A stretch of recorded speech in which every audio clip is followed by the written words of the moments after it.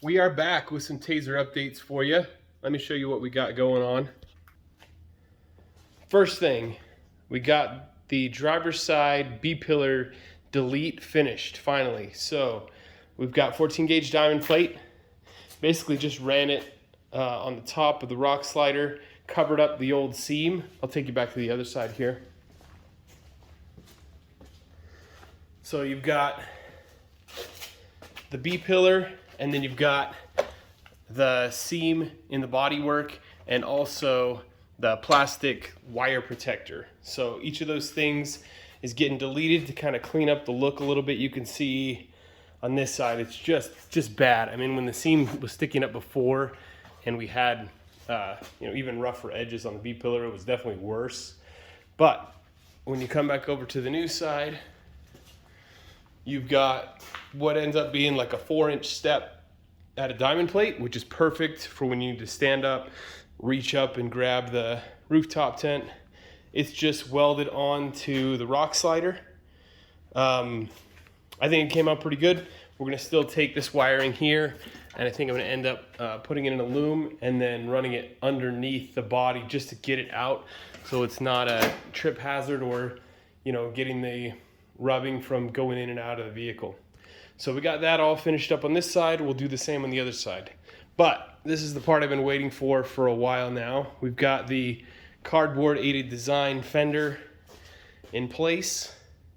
Just held there with some blue painter's tape for now. Picked up a piece of 14 gauge, focus, 14 gauge sheet metal. Hopefully that's the right combination of lightweight but also strong. So I got, this is like a 4x4 piece that I picked up yesterday from the steel supply place.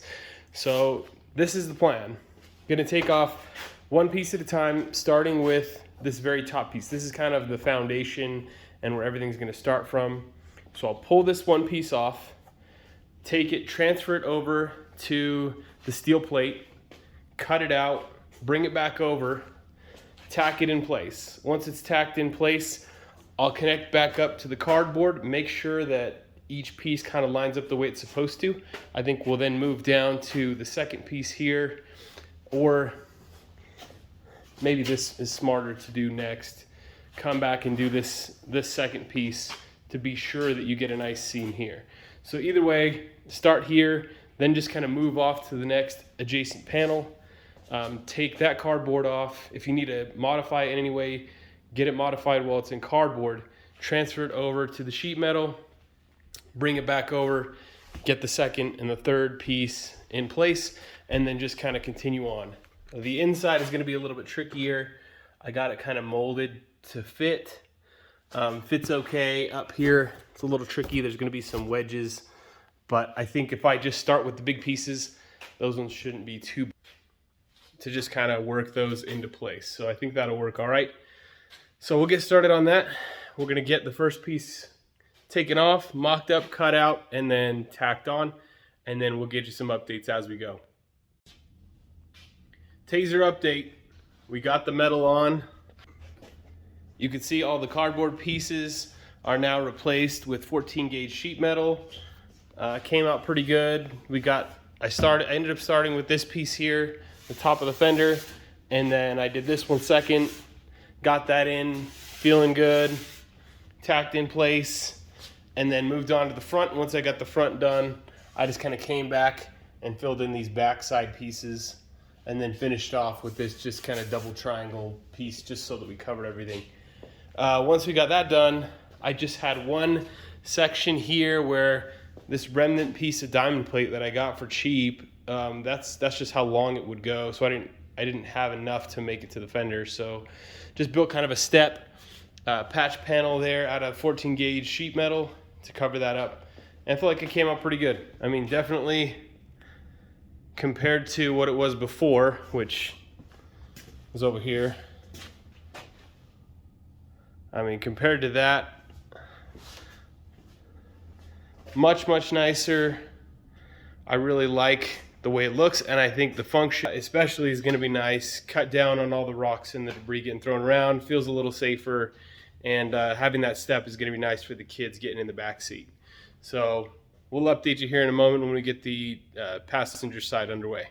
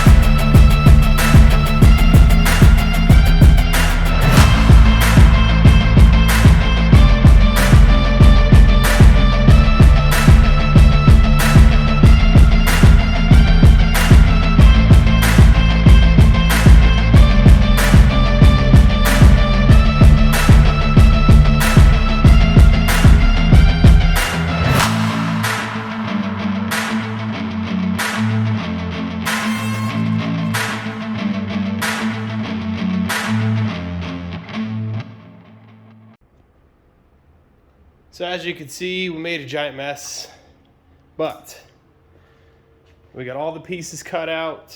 We got them all tacked in place. Inside. That last little triangle really fought me. Did not want to go into place. And it sticks out a little bit further than I want it to on that side, but really, it's not going to matter in any way. It's pretty minor. And by the time I throw my garbage weld over the top of it, you'll never know. So all that's finished up. Everything's tacked into place. I'm happy with the way that looks. So next thing, we'll go ahead and finish weld all the fender, and then we'll be ready for paint. Okay, welding and paint complete. I'll show you kind of the finished project here. We got the diamond plate step done. We got the little transition step done. We got the fender on both sides, completely welded, all the way painted, all the way finished. Installed the back seat back in there so we could get back to using it again. Other things that I got done, we got the trailer lights plug all wired up. Also got a wire here for my reverse lights once we get the bumper made.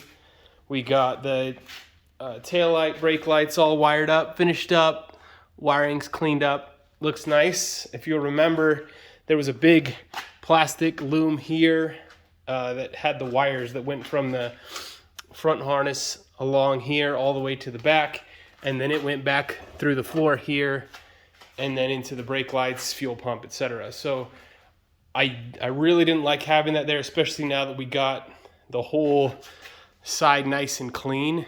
It was just kind of a trip hazard. It was in the way. It looked bad. So used a little grommet, dove down into the floor there, ran the wires underneath. So now it's nice and clean. The other side, you can see, still has some work to be done. This is how it was on the driver's side as well. So you've got the main battery cable and then all the other cables here that run to the back. Those need to be cleaned up. The plan though is to get rid of this battery on the floorboard because your feet hit it when you're sitting here, plus the kids are stepping on it when they're trying to get in. So that's not gonna work. So ultimately I think what we'll do is have a battery shut off here, or maybe even on this side of the roll bar so they don't accidentally hit it as they're getting in. So this cable will go to the battery shut off, and then there'll be a cable that runs back. I'll do some type of a trunk toolbox set up in the back that will contain the battery as well as things to do with the airline. So the Schrader valve, when I get the airbags installed, I won't have a compressor or a tank to start with. So there'll just be a Schrader valve there. So I think we'll run the Schrader valve into the toolbox as well as the battery. And then at some point, if we ever decide to add the tank or add the compressor, we'll throw that in the toolbox as well. So that just gives us options. And there's just no room to put gear, tools, things like that at the moment. So that'll give us a place to put everything. Plus it will bring the back of the vehicle back a little bit. The bumper is going to come in, you know, behind and hide that hitch. So there's going to be just kind of this void with nothing in it. And I think that's a perfect place to put kind of a makeshift trunk toolbox. It'll make the car, I think, flow a little bit better front to back. Right now the hitch kind of sticks out further than everything. So that's what we'll do at that point. We'll get the battery moved and finish up that wiring. The other thing that I did, for some reason, this trunk release button right here in the middle of the dash has just been tempting me and bothering me because there's just, it didn't do anything, but it was so cool that, you know, you could have something that would be there for a 12 volt, kind of like a horn type button. So when you hit it, something would happen. So I went back and decided what to put in there, trying to think of something fun, mainly just silly because I couldn't think of anything functional that I would need there. And so ultimately I found this online and it made me laugh. So I bought it and installed it. So it may be loud, but we'll give it a try. Ready?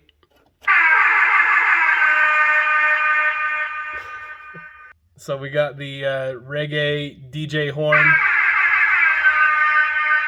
set up on the trunk release. It's really dumb, but I like it. So that's all finished up. Super happy to finally get rid of that wire and have something hooked up to it. I've yet to see the reaction of anyone else, so we'll see. But I like it, so I'm happy with it.